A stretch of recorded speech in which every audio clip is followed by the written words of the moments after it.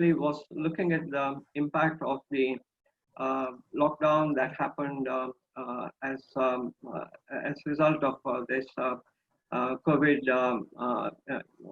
pandemic. And so the results are interesting and provide insights on a number of issues relating to what has happened to the households' incomes and how they have perceived the measures that have been taken to deal with the pandemic. So Mr. Ghosh will make the presentation for about 20 minutes, followed by brief comments by Professor Ajay, Mahal, and with the Q&A that will proceed after that. So with this, I again welcome all of you to this seminar and request Mr. Ghosh to start the presentation. So, Prabir? Yes, sir. Thank you, sir. And 20 minutes, I think will not be enough, but I may take around 25 to 30 minutes. So please allow. Yeah. So I guess that is fine. And I should also say that the participants can raise their questions in the Q&A option. I think that is there in the on your screen. So I guess we will proceed with this. So Ghosh, 25 minutes for you. Okay, thank you. Thank you so much. So good morning to all. We did a study on, okay, let me share the presentation.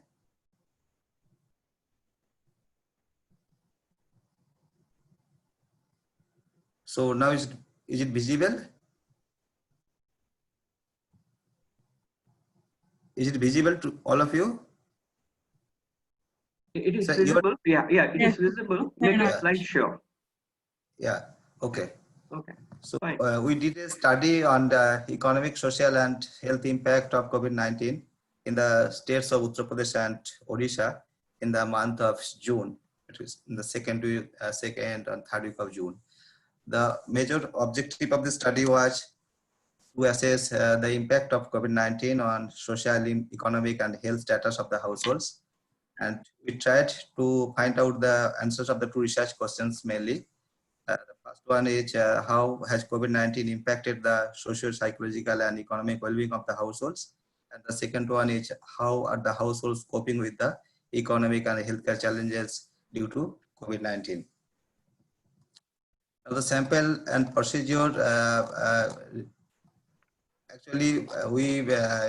NCEER in collaboration with the Nossal Institute of Global Health, University of Melbourne, has been doing a research study on health-seeking behavior in 4 Indian states since June 2018.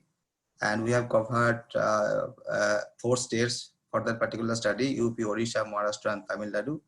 And we generally call it NCEER Nossal 4I study. The major aim of the study was to provide an understanding of health-seeking behavior and its pathways in relation to 3 specific health conditions.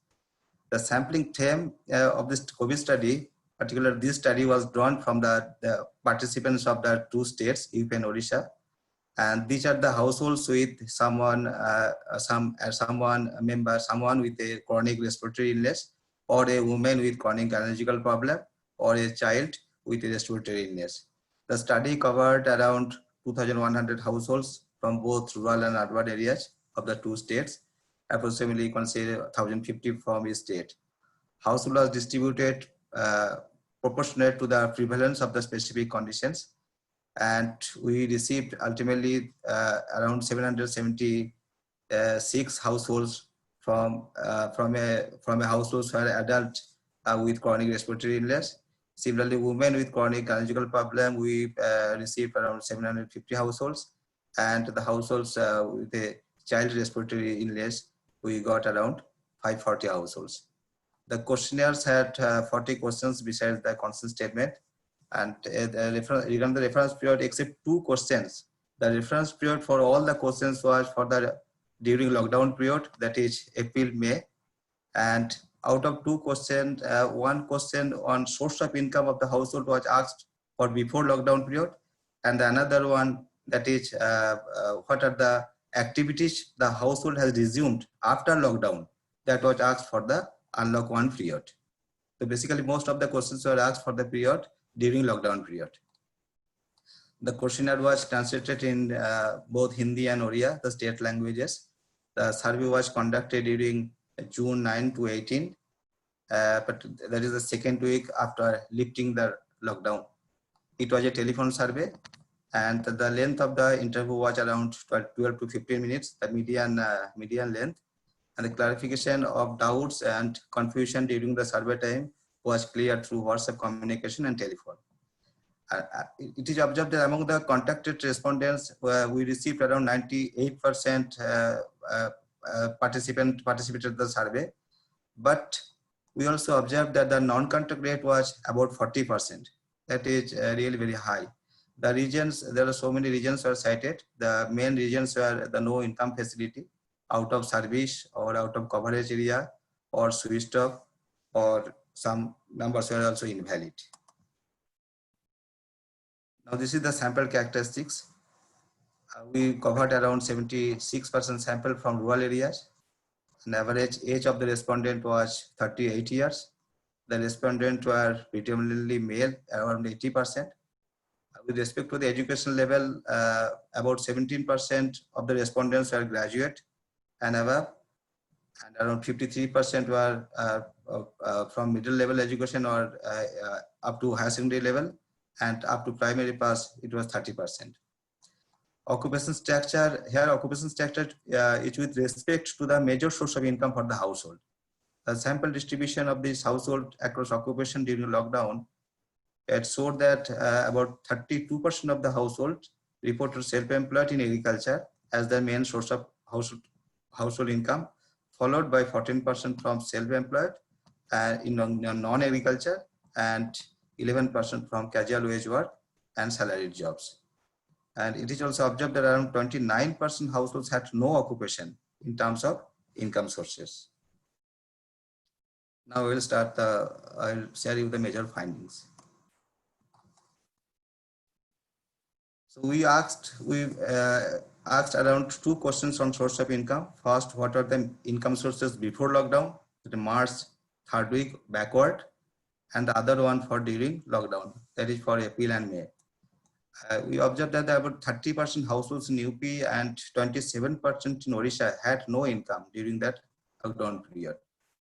And impact on urban households are more severe, around 43% with no income among urban households versus 24% with no income rural households.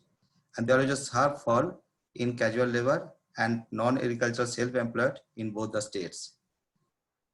But a small change was observed in households where major earnings was from the agriculture, the farming.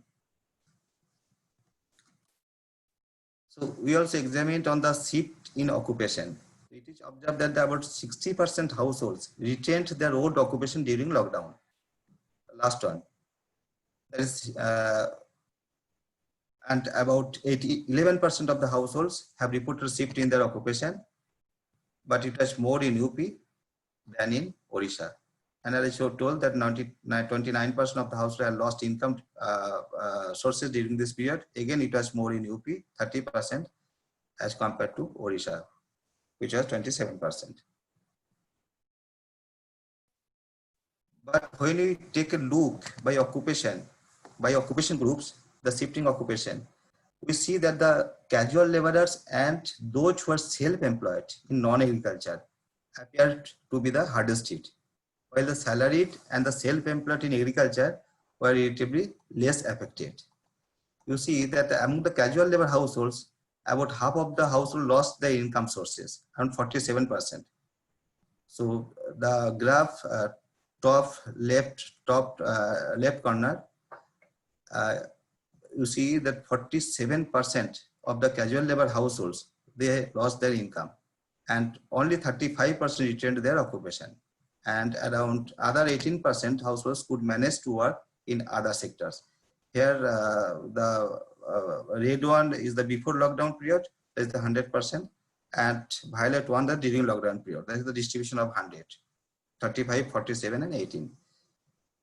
Similarly, about 50% of the households retained their occupation who were engaged in self-employed in non-agriculture, and about 35% households lost their business also. So hence around 35% of the self-employed non-agricultural households had no income during the lockdown.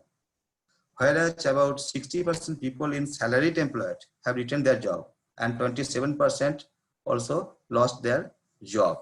And particularly, these are the households, any member of the households who are engaged in private sector actually. While another 15% witnessed shift in occupation.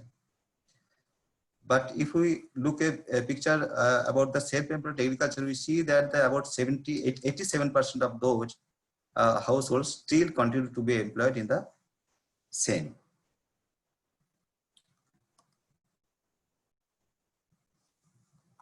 Now we also collected income sources in details from the household for the 2 years before lockdown and during lockdown.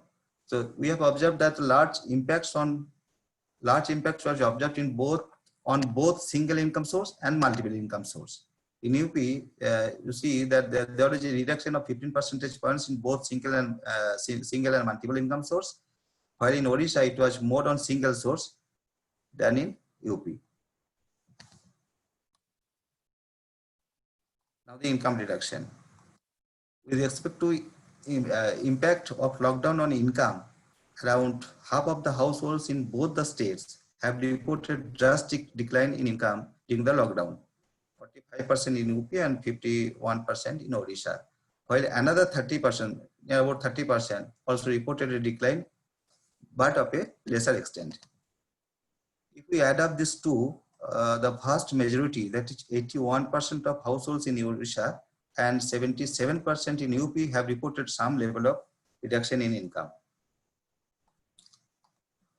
Now, a further analysis of pattern in intensity of income loss across occupational groups shows that households having primary source of income from casual wage work and self-employed in non-agriculture suffer the most, while those engaged in salaried job and other occupation appears to be in a relatively better position. The other occupation groups are mainly those the income from the pension and rent or remittance, etc. The more than 90% of the household engaged in casual wage work and 80% of the households engaged in self-employed in non-agricultural reported reduction in income in UP.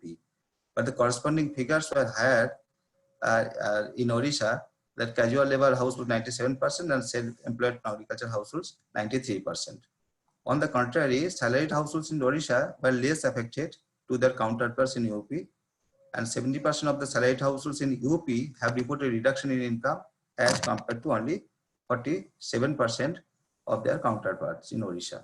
So major reduction in income was reported by those salaried class who were engaged in private sector job.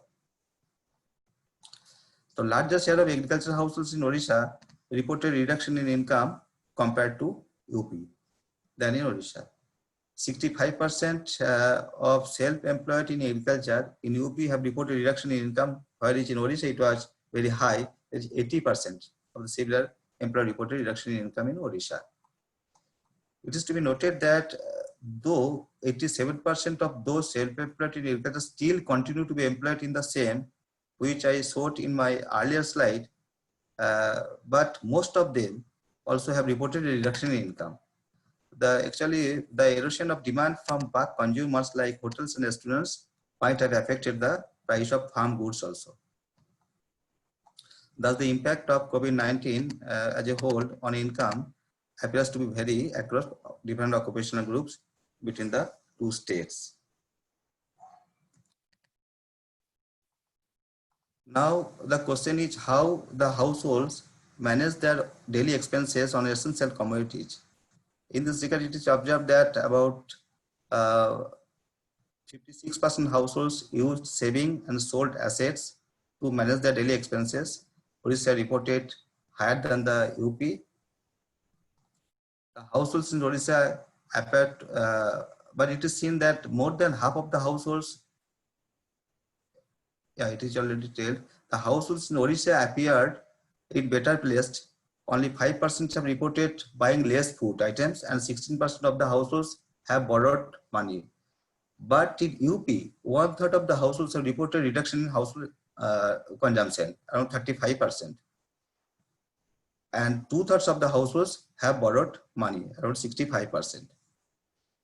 Again, in Odisha, about 60% of the households reported to have received assistance from the government as compared to only 46% in UP. Overall, we can infer that the households in Uttar Pradesh have reported stress of greater magnitude. If we examine the coping strategy by different occupation groups, it is observed that significantly the highest proportion of households borrowing money and reducing food consumption were those for whom casual wage labor was the primary source of income, and it is followed by no-income households. Even among those who are in job, 36% borrowed money to manage their daily expenses during the lockdown period. And around 60% of the no-income households received government assistance, and it was 56% for casual labor households. But still, it needs to be strengthened.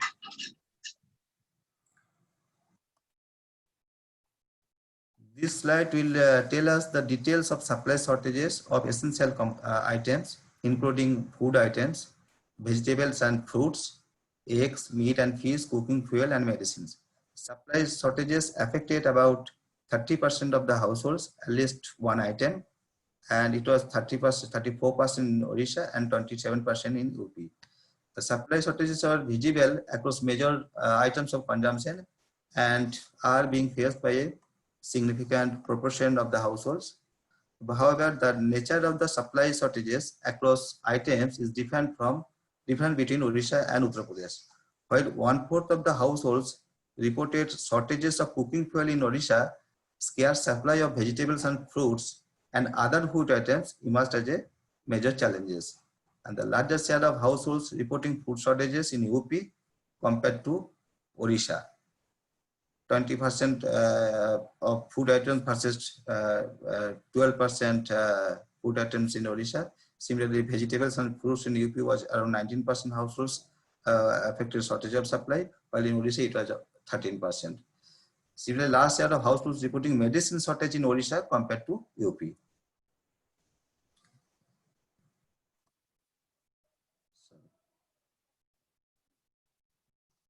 Now, we asked one question about the return to work. The lifting of the lockdown was followed by a significant resumption of activities by the households who lost income sources. This analysis shows that the proportions of households in different by the no-income households who returned to work during lockdown. So it's good to know that about 75% no-income households returned to their work during the lockdown period.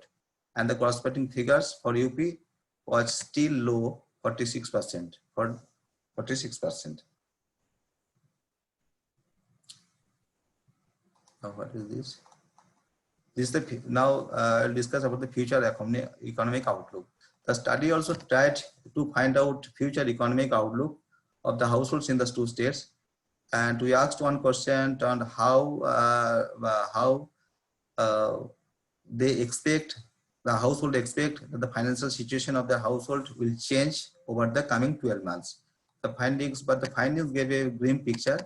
While 36% of the households in Odisha do not envisage any change in their financial situation in the near future, and another 33% perceived an improvement. But in UP, 45% expect the situation to deteriorate even further. And households in that means households in Odisha appear more optimistic than those in UP. Only 20% fear their financial situation may deteriorate in near future in Odisha.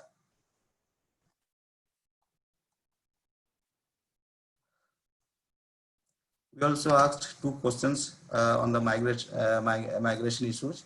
So we have found that about 10% households reported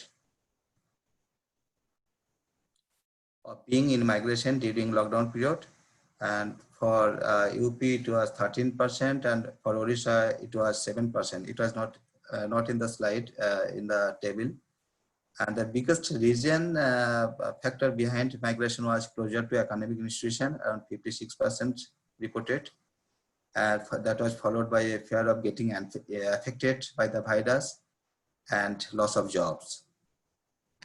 And loss of jobs here, so here, hence there may be a loss of remittances economy also. Now I'll discuss a few observations on health impact.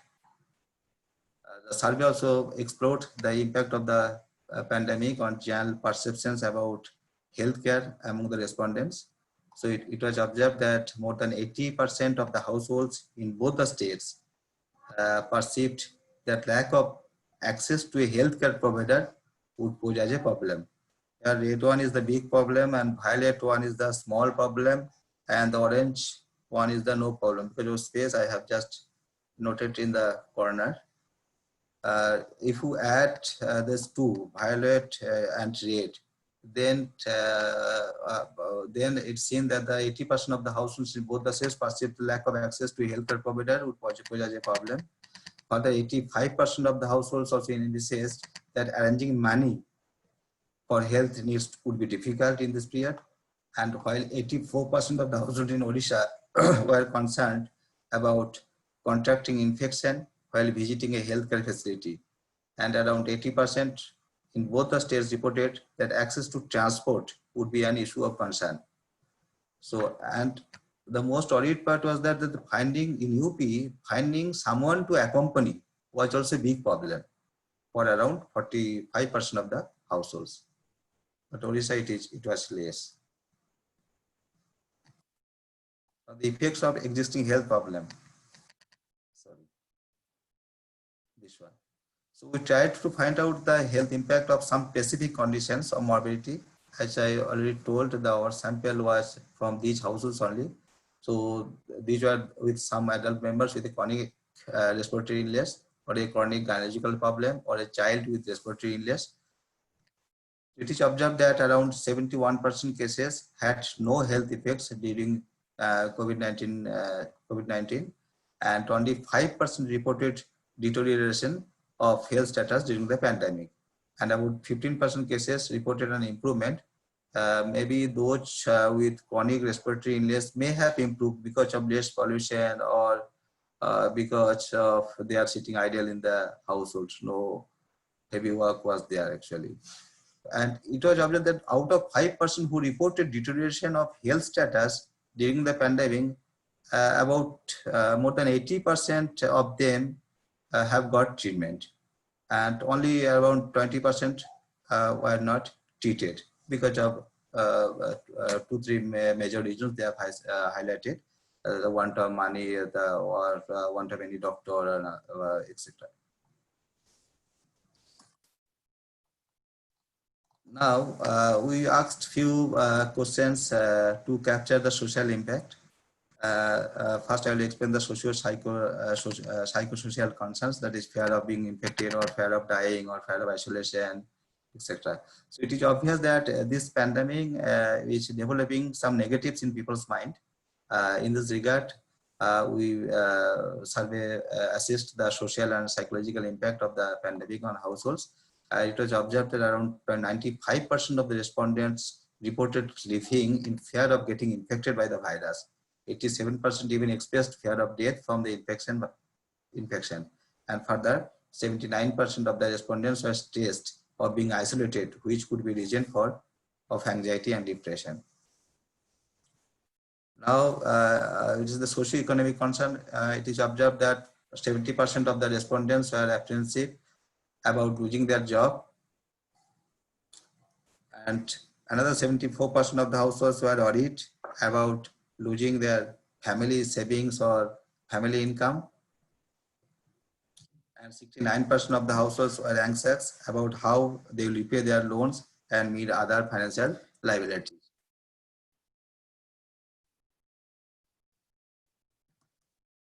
The social capital.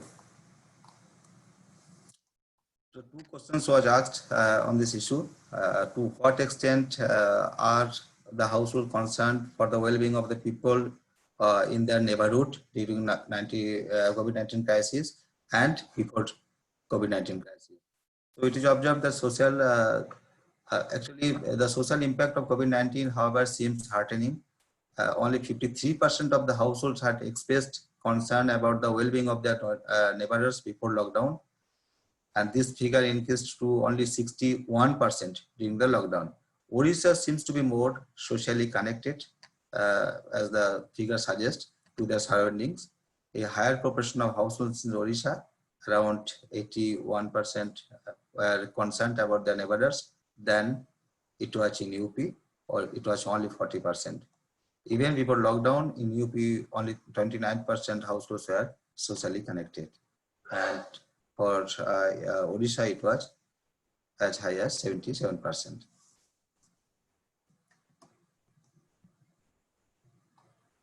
Now, to capture the sense of reliability and trust on others around us, which matters a lot to handle such hostile period, we asked two questions. How many people can you rely on for help, and can rely on you for help in this crisis? So it is seen that 84% of the households could rely on at least one person for support. Odisha reported as high as 97% as compared to UP for 72%. On the other hand, 81% households are open to help and support people wherever required. So Odisha again high 90%, and UP it was 72%.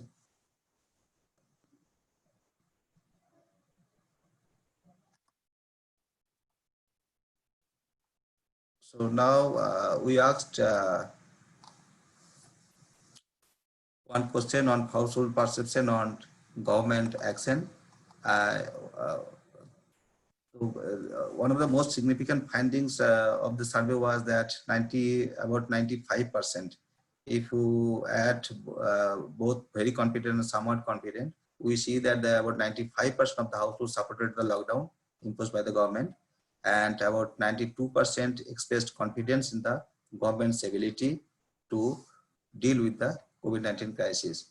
The proportion of households reporting faith in the government was higher in Odisha, again in Odisha, as compared to that in Uttar Pradesh. I think I have finished all my findings. Yeah. Thank you. Yeah. Well, Ghosh, thank you for the presentation. And it has been a very wide-ranging set of issues that were covered in this survey. So I guess what we're going to do is Shekhar has joined us now. So Shekhar, I guess what we decided was Ajay will offer a few comments on the study, and then followed by Q&A. So if you agree, we will proceed with that. Yeah, no, that sounds great. And again, my apologies. I was delayed in joining. My internet failed just as I was about to join. So I had to do a little bit of a workaround and connect some wires up and do what I had to do. But I'm glad to be here, and great presentation, Ghosh, wonderful. Yes, of course, please proceed, and you and I can both run this together. So I guess we will start with a few comments from Ajay. So Ajay, can you do that now? I can. Let me first see if I can get my video on.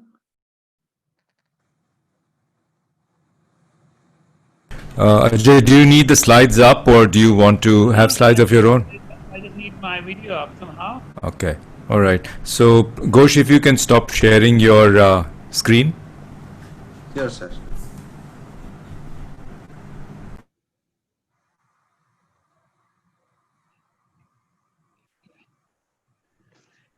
Well, hello everyone. Thank you, Ghosh, and thank you, Shekhar and Shashank. I think this was an amazing work in trying circumstances, and I suppose I should congratulate NCAER for pulling this off. I actually saw some of the comments in the comment section, and I just wanted to add that this was really an opportunity that was offered itself as part of some ongoing work that we have been doing with the NCAER. So we, meaning the Nossal Institute, Barbara McPake, Sumit Kane, and myself, have been doing with NCAER for some time. And as luck would have it, or I should say ill luck, we had actually surveyed the same households for looking at chronic conditions. And it turned out that we could sample the same households because we had the telephone numbers with us. So that's why we actually chose 2 districts in Odisha and 2 districts in UP for this work, because we actually could contact these households. As you can well imagine, it's quite amazingly difficult to get access to telephone numbers in India, especially we don't even know who holds the cell phone number with and who they represent. I thought that this work, and I'm certainly not praising myself, I say really NCAER's really amazing job. It takes advantage of a number of methodological opportunities, and it sort of sheds light on some work that, ongoing looking forward. One, the role of telephone surveys in a setting like COVID, and who knows how long this will last. So I think it sort of takes a step forward in an area which is going to become increasingly important, the issue of telephone surveys in countries like ours. And the second one is that because this survey looked at households that had reported either a chronic condition or an ARI, it actually looked carefully at those households that are particularly vulnerable in the context of COVID. So in that sense, this is another sort of unique contribution of this particular work. Moving on, what struck me in this work, and I'm not planning to repeat what Ghosh has already said, is the amazing level of economic hardship these households have gone through in 2 of India's poorest states, Uttar Pradesh and Odisha. I think at its core, this raises some fairly fundamental moral issues that Barbara has raised in some other context. And I think we have to remember that this ultimately is a very significant issue of people's economic and social well-being that we are facing basically as a country and worldwide. I mean, some 80% of people reported some degree of economic hit. And and you can see why the pushback has been coming against health against lockdowns from that perspective. Some 30% lost all their sources of income, and 10 to 15% moved jobs. So to try to save their economic status. So in that sense, we're talking of significant economic hits, particularly those members of the society, agricultural workers and casual workers, who possess the least sort of stable employment. The other sort of interesting thing that I was struck by are the future expectations as well. The people don't expect the future to be particularly great in the short run. Some almost 30 to 40% said they expected to become worse off, and another 30 to 40% said no better off. So if you believe that no better off reflects the situation during the lockdown, we're talking of a fairly significant selection of people feeling really badly off about their future, and we have to keep that in mind. And we can see why, again, so many people are willing to return to work, despite the circumstances that presented themselves in early June.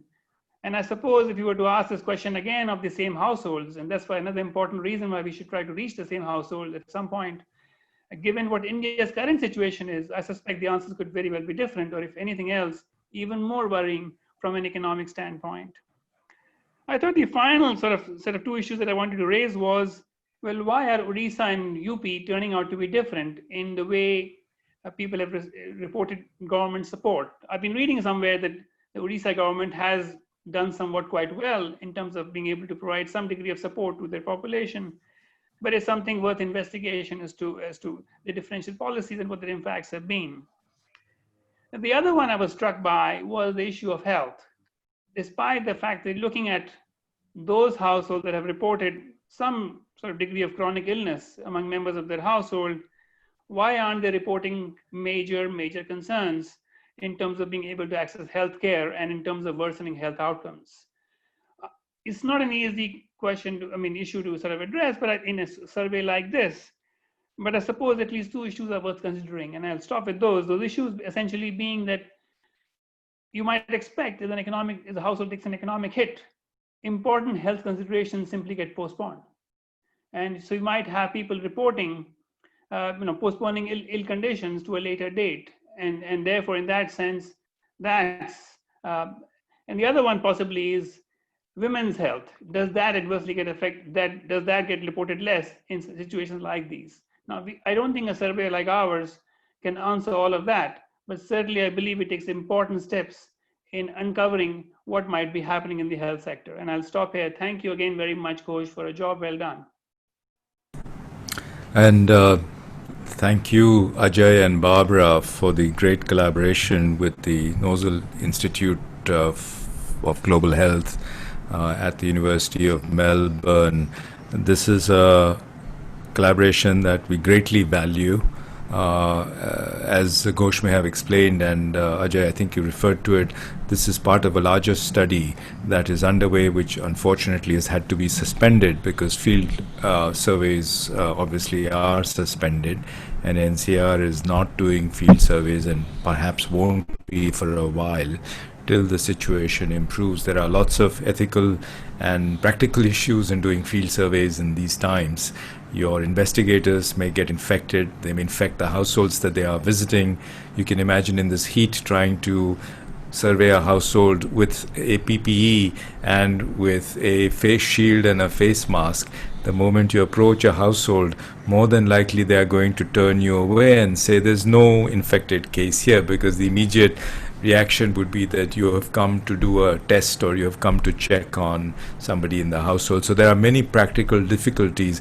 I just thought I'd mention them because the way in which Ghosh and you and Barbara and everybody else involved, the whole team has pivoted to these telephone surveys is really fantastic. That's exactly what we should be doing as researchers, not being hampered or being constrained by what we cannot do at the moment. And the reason is obvious. The more data we have, the more evidence we have from the ground, the more we can present to policymakers what are the priorities that they should be focusing on. Otherwise, we are really, it is as if we are flying a plane where all the dials are not functioning and you have no radio contact.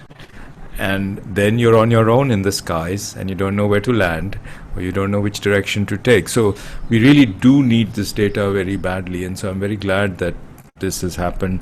This is of course part of a larger effort at NCAER, where not only with this survey but also with the surveys being done by our Data Innovation Center, they have pivoted and have done 3 remarkable telephone surveys in the Delhi NCAER region, which is where their focus has been, and we've done 3 presentations on these, and this is now the 4th one that we are doing.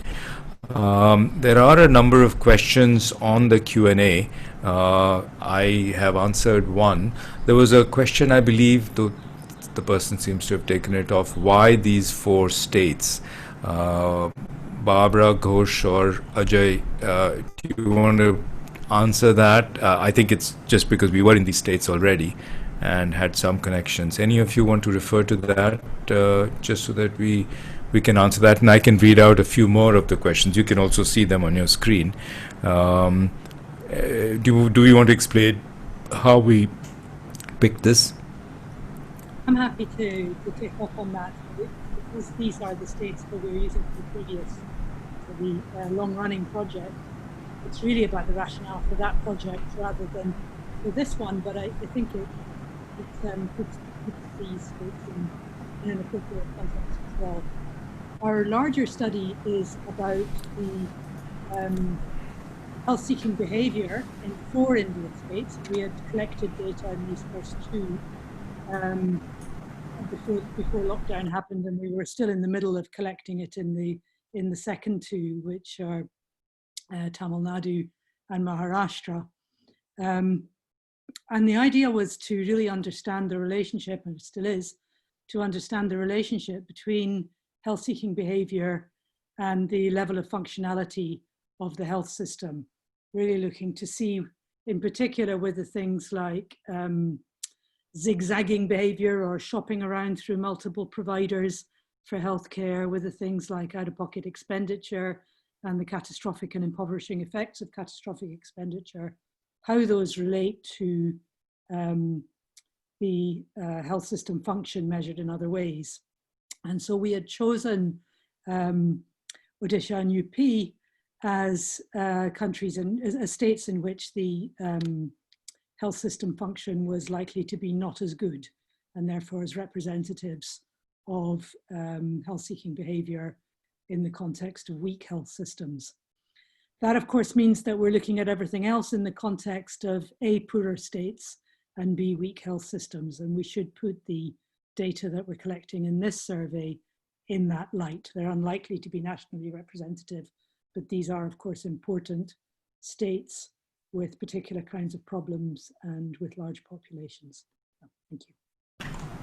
Thank you, Barbara. That's a very, very full answer to that question. I see several of our attendees sending chat messages to our panelists, which is fine, we can see them. But in order to make this more participatory, I'd encourage you to use the Q&A box at the bottom of your screen. And if you write in those questions, then everybody can see those questions. They can vote up the question if there's a lot of support for a particular question. All these digital tricks are at hand, so please use them. Let's see. There was a question from IFAD, whether we'd be willing to share this study, which they can then, of course, share with the associated agencies and the partners of IFAD. And of course, that's a yes without any hesitation. This is NCER is a very public-minded institution, as is the Nossal Institute. So of course, we do this for public purpose. So by all means, please do write to Prabir, Ghosh, or to Ajay or Barbara, and we'd be more than happy to share the results of this. There's also going to be a press note that will be available shortly, and that press note will lay out some of the findings in greater details. This is especially aimed, of course, at our journalist friends, so that they have easy access to the findings. But please feel free to write to us, and we'd be more than happy to be sharing these pieces of work with you. Ajay, Ghosh, Barbara, do you want to take up any of the questions that you see? I have a question myself, but I'll keep that for the end. Perhaps in further response to IFAD, I think it is worth thinking a little bit further, if I can extrapolate from that question a bit, to the policy implications of, what does all this mean for policy? And as Ajay was saying, clearly it means that there have been very significant social costs of the lockdown strategy. And what are the policy implications of that? Does it mean that lockdown was a mistake? Not necessarily, but it does inform, I think, thinking about strategies going forward. As we're seeing across the world, there are likely to be multiple waves of this pandemic. And even as it recedes in some countries, it seems to come back.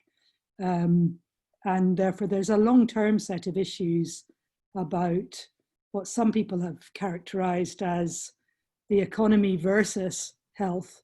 But I think what we're increasingly seeing is that the two are not in opposition to each other, but often travel alongside each other. To the extent that much of the battle in the US, for example, has been about how open things like bars and restaurants should be.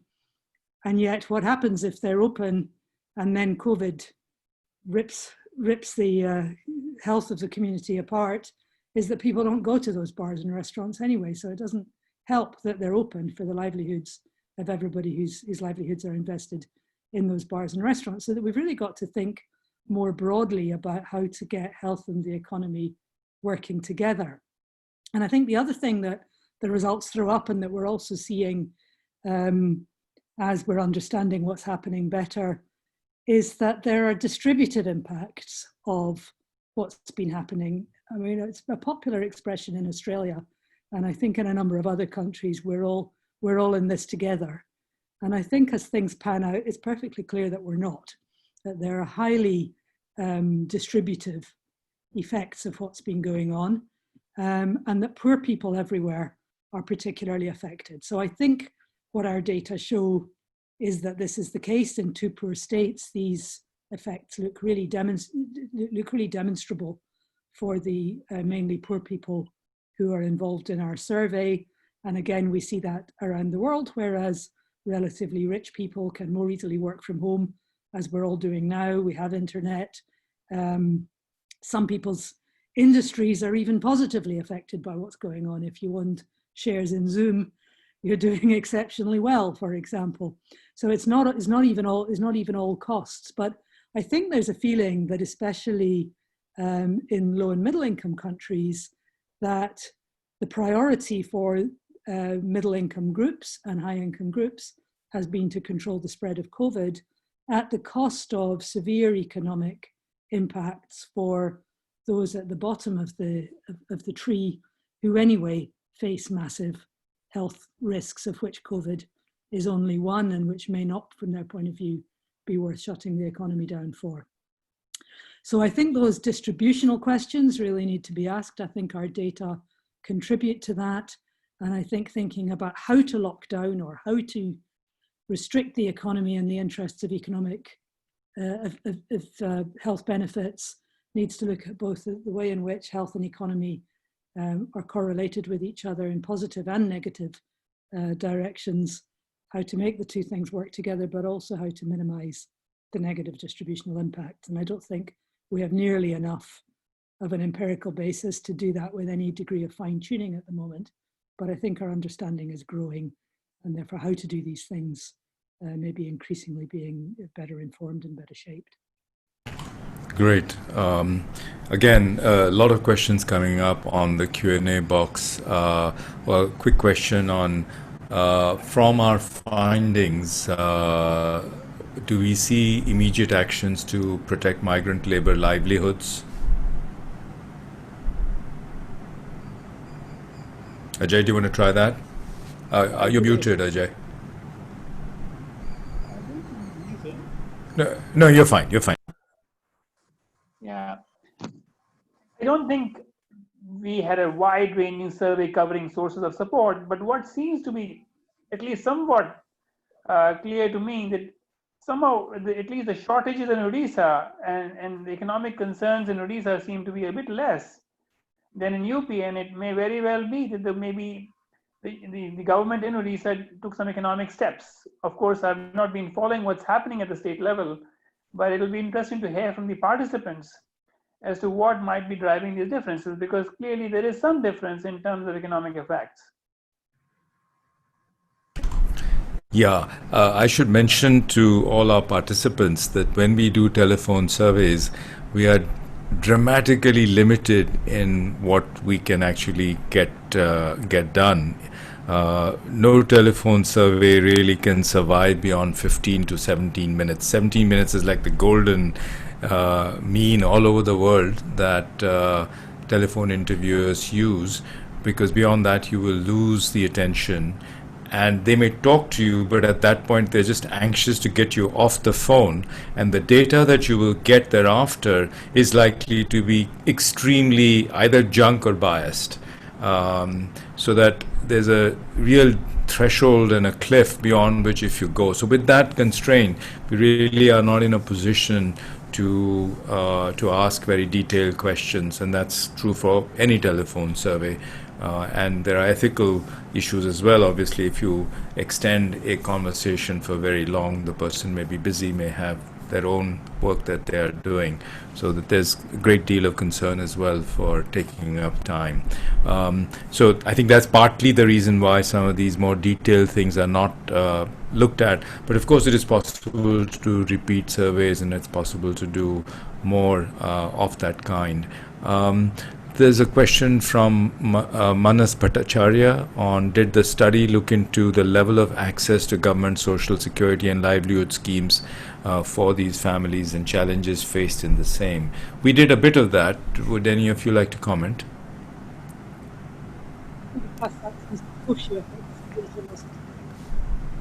Say something about the contributions of government support, Ghosh?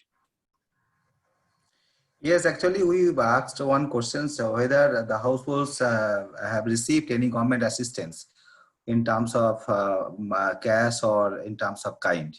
So it was observed that around 50, half of the households have received the government assistance.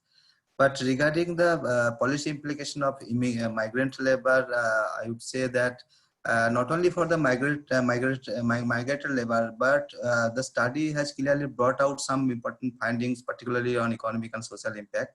And study clearly identified the vulnerable people who face severe impact. So based on this evidence, the state government can take some affirmative action. And I would say the immediate policy priorities will be to provide the workers and family short-term employment creation, and resource transfer to these groups of population with temporary direct transfers to tide them over the loss of income. Though the study showed that the government assistance has been reaching to the household, but still it needs to be strengthened. So that's the only way, the temporary way to protect these households. You know, Shekhar, I was struck by one thing though. I noticed that people seem to have become more altruistic, willing to help others. And this may very well be an opportunity for policies that may previously not have worked to be more acceptable to the general population. Yeah, no, there clearly seems to be, and I'm glad you probed this a little bit in terms of, you know, the relationship with neighbors, the reliance on others, the trust in others. One of the things that has come out in almost every finding or every survey is that there has to be a conscious effort on the part of policy to build, sustain, and enlarge trust. Because where, as economists, we think of externalities, where everything that you do has a positive or a negative externality on others. That is, if you don't wear a mask, if you sneeze in public without controlling the sneeze, you are impacting everybody else. And I think there's been no other situation in this country in its history where we face this interconnectedness between each of us. And for that reason, trust becomes tremendously important. Trust between citizens, between neighbors, between family members, and of course trust between citizens and the state and government. So I think this is very important, and I hope that in future, in work that we may continue in this area, we can probe even further, because there are things that will enhance trust and there are things that will destroy trust. And trust once destroyed is hard to build up again. So I'm very glad that this is something that you also brought up. There are, again, a range of questions coming through. One question about relating to this from Rinal Dikshit. In the social capital section, was any probing done to further investigate if the people that the respondents could depend on were a part of their family relatives or were close friends, acquaintances, and others? So it's the notion of, you know, the ring of support that one has. Is it just immediate family, or could you actually reach out to others in the community? Anybody? Any of you to answer that? It's related to the neighbor section, whether they are close relative or family members, but it's related to the close neighbors. Okay. Another related question is what kind of action to be taken for building social capital during this pandemic situation, when training to the beneficiary is quite impossible, when it's possible, it's not easy to reach. Secondly, if livelihoods too, as it is the need of the hour, from an EFAT funded project. This is Gautam Kumar Mohanty for a program called the Community Institution and Rural Finance. Any thoughts on the broader issue of building social capital?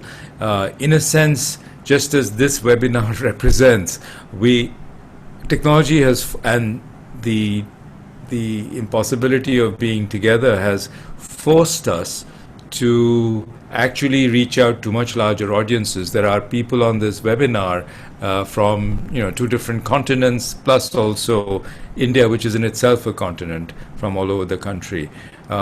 So while there is obviously the lack of immediate face-to-face contact or in-person contact, we are able to reach so many other people outside. In that context, we actually are building social capital as we speak. Is there other ways in which the government's social protection initiatives can actually not only transfer benefits, but also build social capital along with it? Barbara? So tough questions, and clearly our survey only goes as far as our survey goes in terms of asking those questions. It's a survey, not a qualitative interview, and therefore probing and finding out more than the question to ask wasn't possible. I think the broader set of issues think going to challenge us for a long time. Clearly, social capital builds in face-to-face contact, relationships, and it may be difficult to replicate that kind of thing by online online linkages. And I think there's also, I mean, the points you were making earlier, Shekhar, about the fact that we're all imposing a lot of externalities on each other at the moment, whether we're wearing masks, whether we're socially distancing, whether we're gathering and having parties and spreading it around, or whether we're acting more responsibly. And I think that there is a bit of a feeling about, respecting that in where it's happening, that most people are doing what they can, and that's, in a sense, a sort of feeling of solidarity with your neighbours, even though that involves being remote from them. I certainly feel that in Melbourne, and I would be interested to know the extent to which people are feeling that in other parts of the world, that most people are taking care of each other. And I feel that that's something that's building social capital at the city level. I mean, obviously a few people aren't, and they get a lot of attention, but I think most people are appreciating that most people are doing their best, and it's quite a nice feeling, a kind of a positive environment, perhaps to re-emerge into if this vaccine ever appears and we can get back to life something like it used to be. But I'd be really interested to know whether people feel there's something similar happening in other countries, other cities. Yeah, to the extent people want to respond to that, please feel free to write in comments on the Q&A section.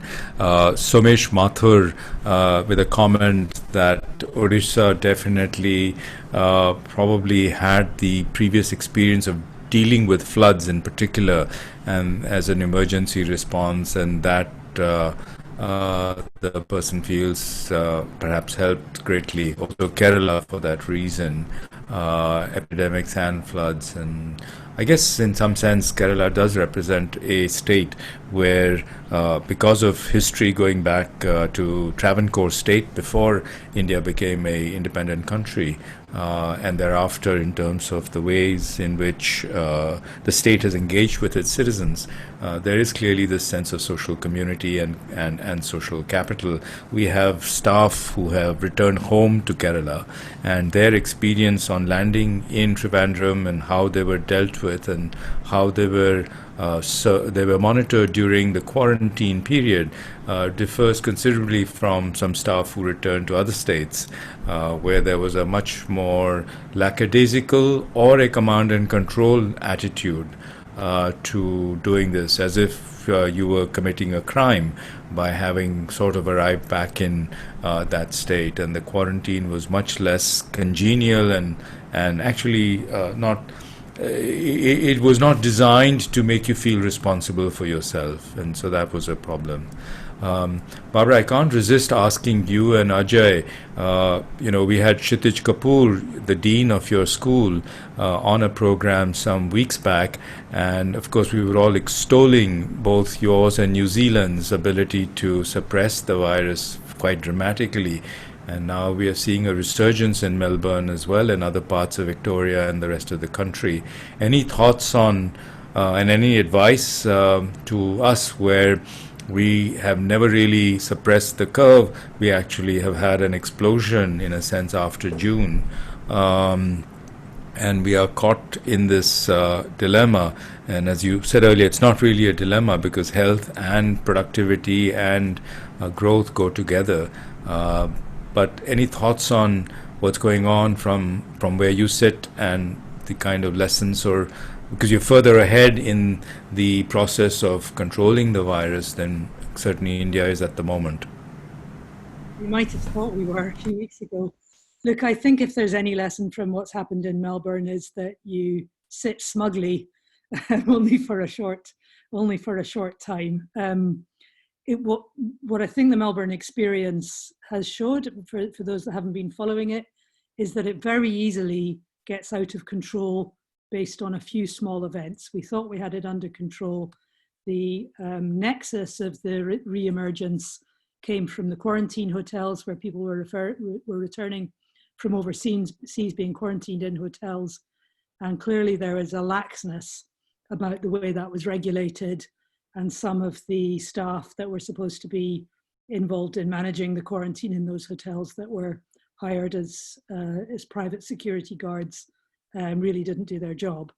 And that speaks to all sorts of things about the way we're privatizing important roles, leaving it to casually employed people with very limited training to do them, and not giving respect and decent reward to people doing it, so that I think the failure of the system becomes a little inevitable. But I think, we probably all would have thought, okay, so a few cases might escape. We've got very active tracking and tracing. If a few do escape, we'll get control of the situation very easily again.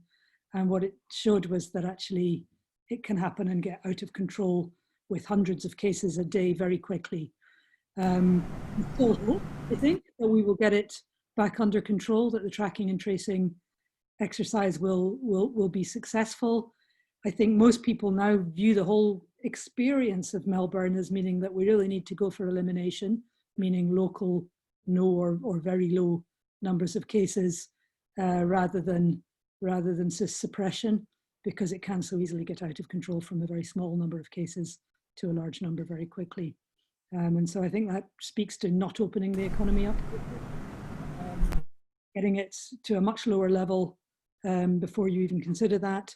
And as I say, going for an elimination strategy.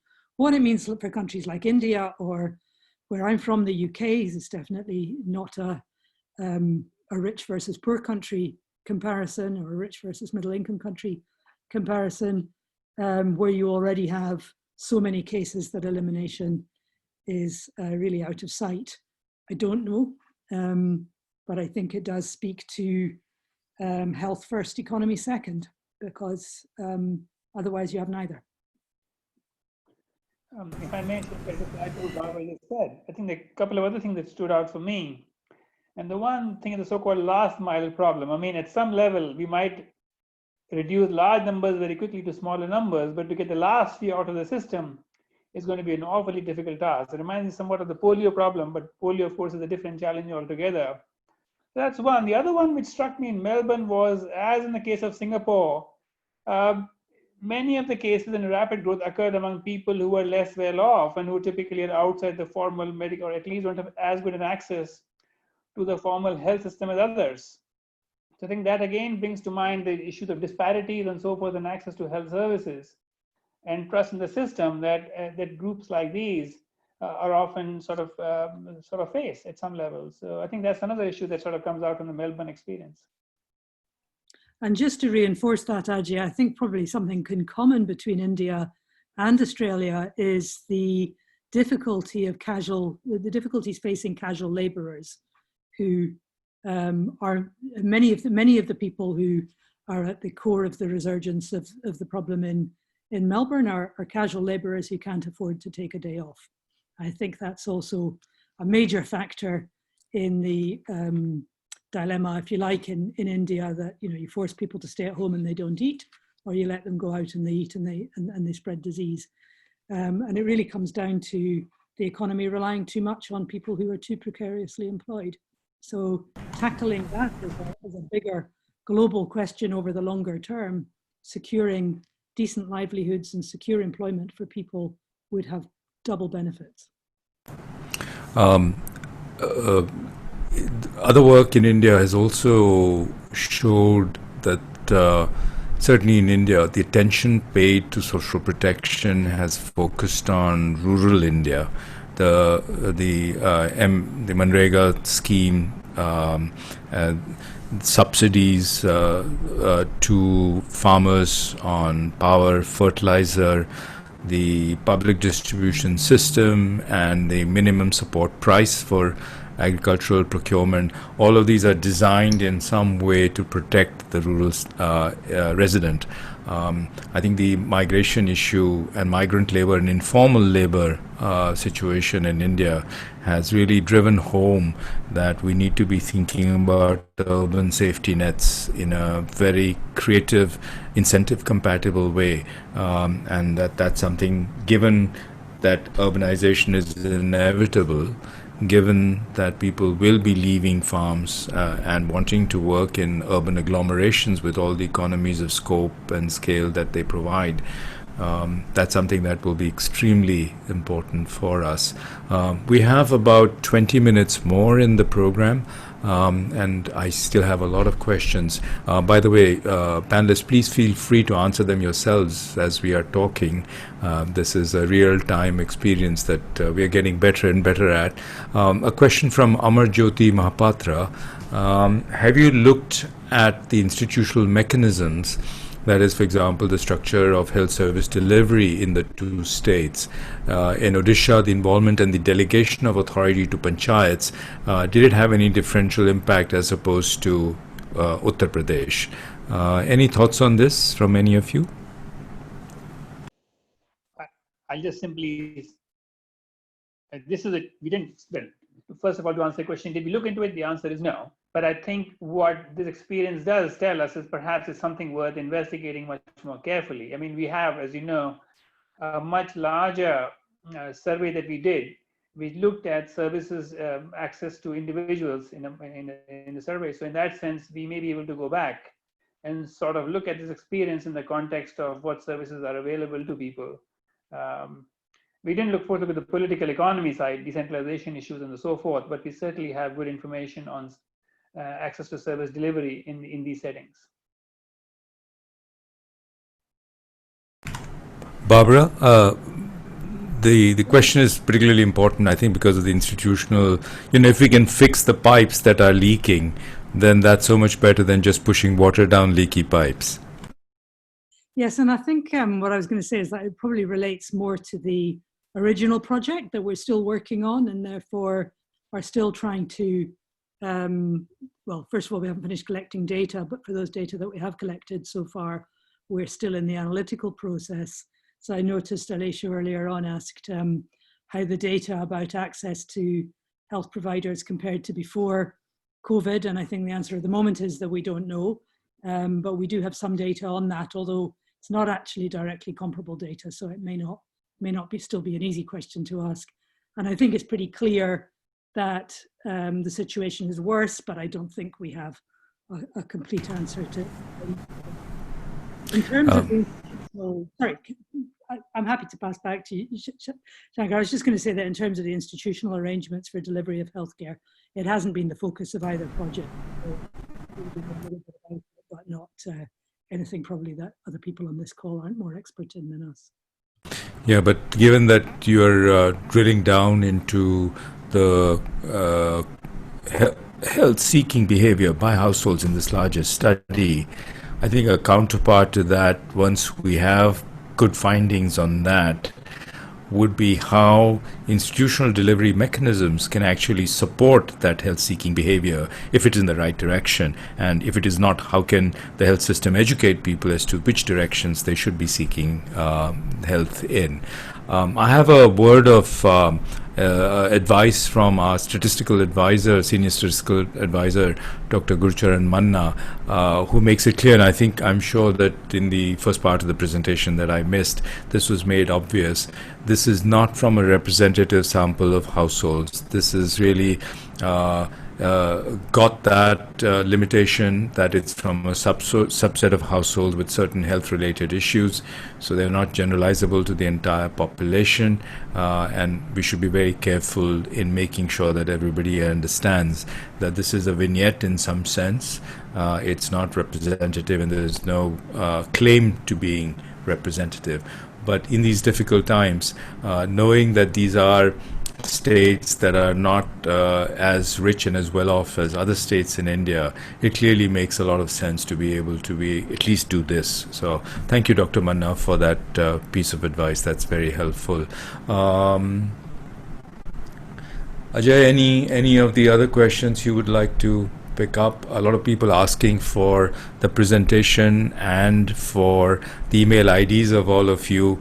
Either they want to work with you or work for you or just be in contact or get your advice, Ghosh, Barbara, and Ajay. So please, we will share this chat with you, and please do respond and send your contact details. You're obviously on your own websites. You are very much there. You're all faculty members, so easy to contact you that way as well.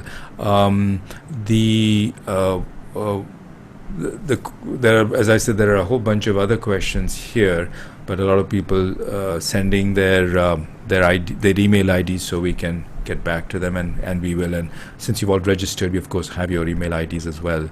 A question about in the health section, did we go into or ask questions about women's gynecological problems? And did we explore that? I suspect not, given again that's a level of detail that is very hard to get to, and obviously there are privacy issues and confidentiality issues involved when you start asking detailed questions about health. I believe that in the health-seeking behavior work that you are doing, that is clearly one of the dimensions that is being explored. Would you like to speak a little bit about that larger issue, given all the interest in health? Barbara or Ajay or Ghosh?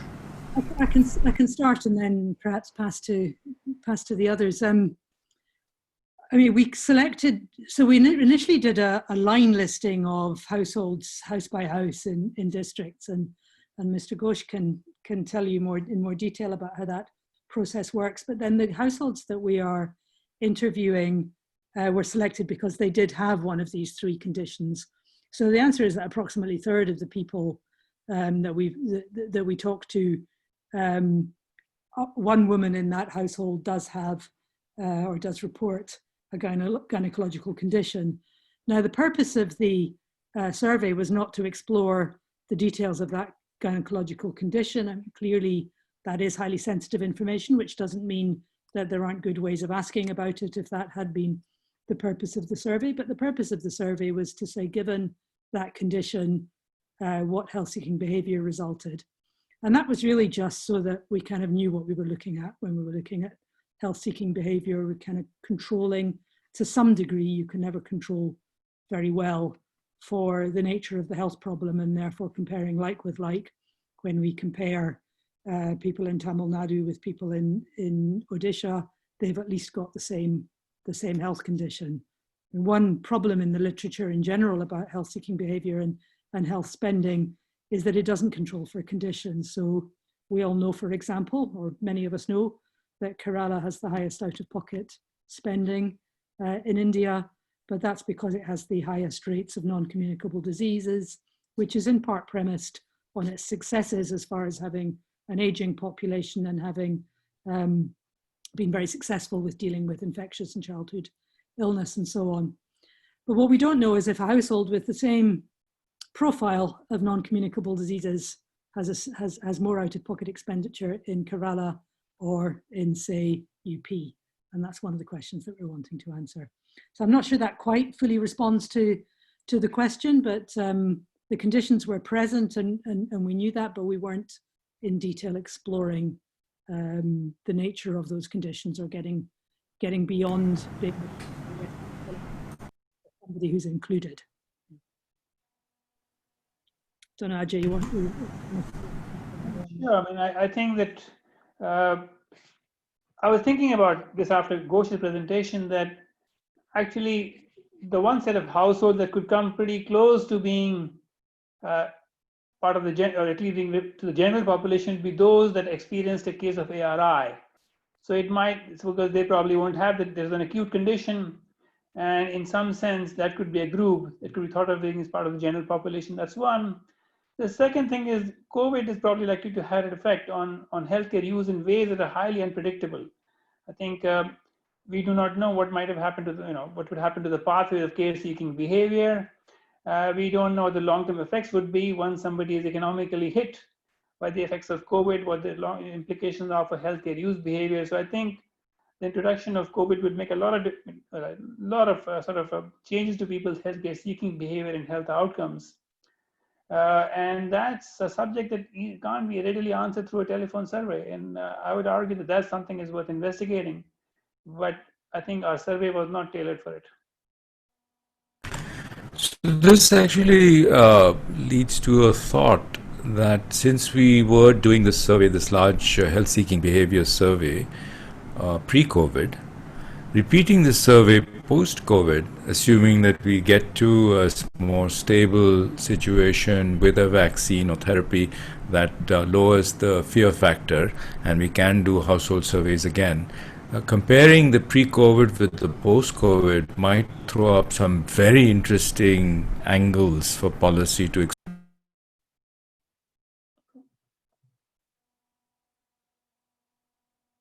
Ajay or Barbara? I mean, I suppose it would. I mean, it's hard to say what those effects might be because there will be effects at multiple levels. There could be effects at the government funding of health services. There will be effects at household income levels. There will be effects on gender differences in health status. I mean, who knows? I mean, at some level, at least a whole bunch of interesting questions that might come out of it. But hopefully we can get to it in the next year or so.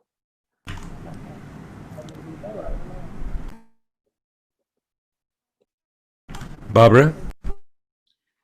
I was just going to say the audio actually cut out for me halfway through what you were saying, Shekhar, so I'm afraid I didn't quite catch the question, but if you'd like to tell me again, just that since we have delved deeply into health-seeking behavior pre-COVID, repeating the survey, somewhat similar survey or maybe even the same survey post-COVID, say, when things are much more stable and we've kind of returned back to somewhat of a normal life for everybody and occupations and jobs, to then be surveying them again in a year or year and a half or two or whatever it takes, may give us a lot of insights into permanent things that COVID has changed and the way in which people are now conscious of their own health and how that health depends on the behaviors of others. And of course, their own behavior influences the health of others, both within the family, which is very important.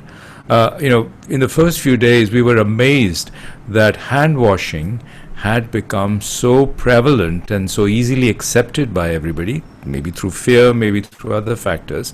Whereas, of course, people have been talking about hand washing for decades and seem not to have made a difference. Now, if you can think about, open defecation, a whole range of other public health behaviors that can be influenced, that should be influenced, that may have been influenced already by this, I think it'd be very important to understand those. Yeah, no, I agree. It'd be very interesting to understand whether there are long-term impacts of that. I certainly don't think I've ever washed my hands quite as often as I have over the last few months. And, I reckoned I was a fairly public health conscious person before that, but it just kind of gets into your head and changes your behavior. I mean, unfortunately, we haven't asked too many questions about those sort of public health related behaviors compared to seeking treatment for given illnesses.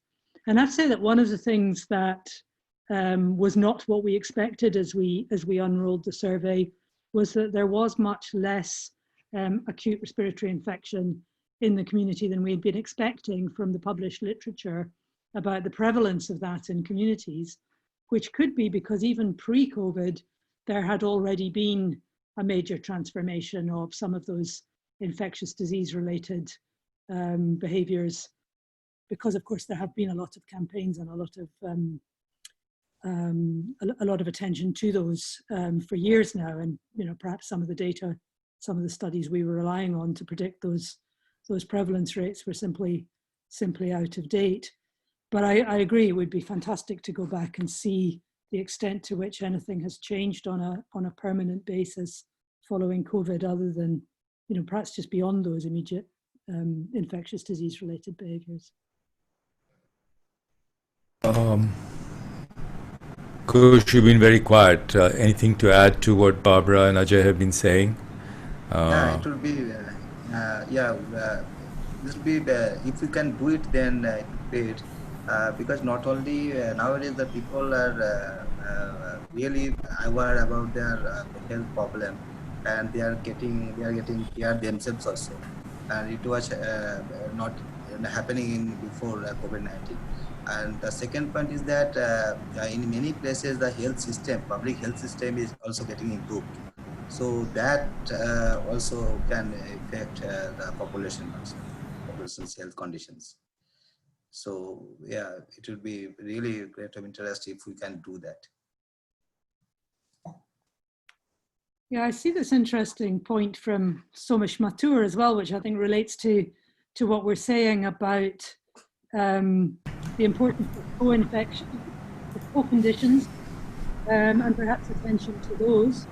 And just a bit of an anecdote, Boris Johnson, who of course suffered from COVID fairly early on in the pandemic period, is now much more interested in interventions that relate to the obesity of the population, because being quite an obese chap himself, I think he thought that maybe it hadn't helped his experience of it. But I think he realized that the British population is a pretty obese population, and that's probably one of the reasons why both Britain and America have very high case fatality rates relative to some of the rest of the world.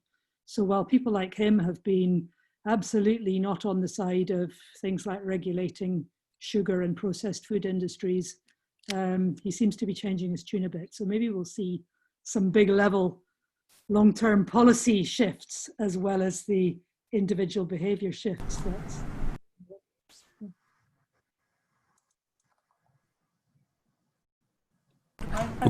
We have about 4 minutes left. Yes, please go ahead, Ajay. An interesting question on what steps are needed at the government level for healthy migration. I think that's an important issue, certainly in the Indian context. And I would argue that migrants in India are probably the least well protected socially out of many of the working age sort of groups in India, and of course not just them, but also the people they leave behind.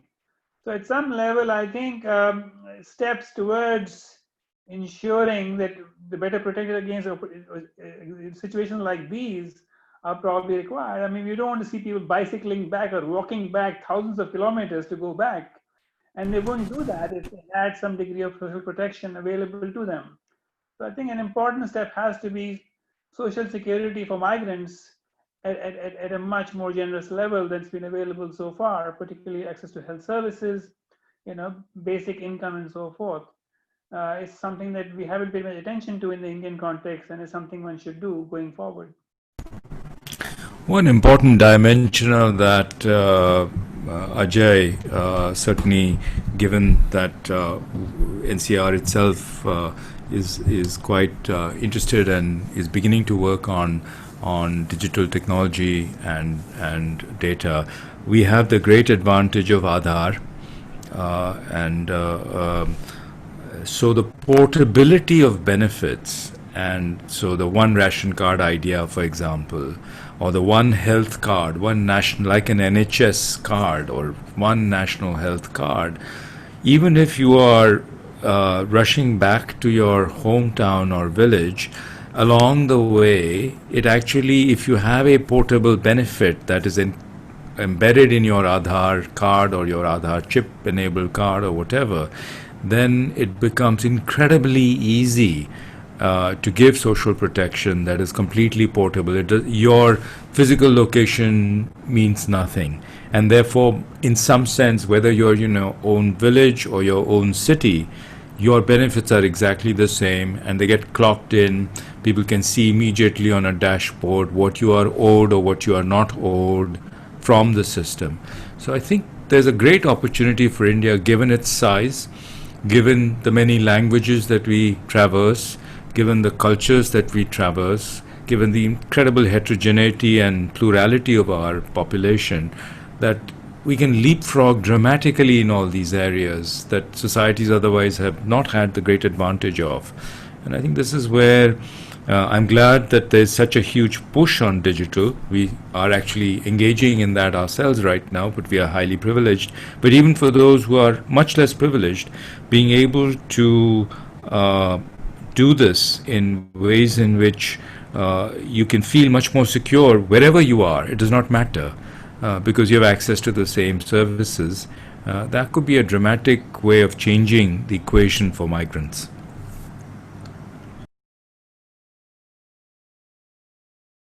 With that, we are at 1 o'clock, and I wanted to just ask Shashank, thank you for leading off this. You've been listening quietly Any suggestions for the future for this work, as I'm sure it will continue, Shashank? And by the way, for those of us who don't know, Shashank is sitting in Mangalore, in his hometown, just as Barbara and Ajay are in Melbourne, and the rest of us, of course, are in New Delhi. Shashank? Yes, I'm enjoying the village life here in near Bangalore. So I think the discussion and presentation, they have focused on the immediate sort of concerns and implications, to how to deal with the COVID pandemic. As you said, it is a very rich data set, and combining that with the larger study, I'm sure there are lots of things that we will learn about what has happened to the households during this period. So I think going forward, there is this lot more analysis. I think we should be looking forward to using this data and in combination with the largest survey that has been done. So Shekhar, that is the only thing I want to say. Thank you, Shashank. And I want to compliment and thank Barbara and Ajay for their deep interest in not just India, but also in NCER. And I invite and challenge you to keep raising the game in terms of the collaboration between Nossal and NCAER. We both start with the same letter of the alphabet, so apart from everything else, it has a nice ring to it, Nossal NCAER or NCR Nossal. So Ghosh, thanks for doing this. And again, thank you to the entire team. I don't have the team's names. Ghosh, do you want to just take the names of all the people who have been participating so we can thank them? Yes, sir. Just that I missed, and I thought that I will thank at the end of our meeting. So I'd like to thank to you, particularly Chair, the Director General of NCAER, Dr. Shekhar, and members of the IRB committee, Professor Barbara McPake, Professor Ajay Mahal, Dr. Sumit Kane, for their comments on questionnaires and support throughout the study. Also, would like to thank two of our NCER study team members, Mr. Siddiqui, Mr. Dr. Panu Munjal, Dr. Sumit Kumar, Shagori Shah, Sri Sandal, Firoz Malik, Sisti Join for the inputs. And also our survey partner, ISAT, Dr. Ajit Prasad and Mr. Solil Das, who helped in collecting the information from the household. So thank you all. And lastly, the NCER management, they also tremendously helped us in many ways. Thank you. Okay, thanks everybody then. And I particularly want to thank all our participants for joining us on a Tuesday morning here in New Delhi and Tuesday afternoon in Melbourne and everywhere else, wherever you are in the world. This is something that we have, of course, thrown ourselves into, these webinars. I cannot count now how many this is, but we certainly have been averaging about 4 or 5 every month since we started in March. And it's opened up an incredible way of communicating that we simply were not exploring. So I believe that this is going to be here to stay, apart from whatever physical conferences or discussions we have. I should say that we just ran our first international conference of over 5 days last week, and that too was done on online. And so I thank you all for joining. Appreciate the great comments and questions that have come through. I'd like to thank Ghosh and Ajay and Barbara for doing this, and we wish that this will continue. And of course, you will have the full support of NCER in doing so. Again, thank you all for joining, and have a good rest of the day. Bye-bye. Thank you. Thank you, sir.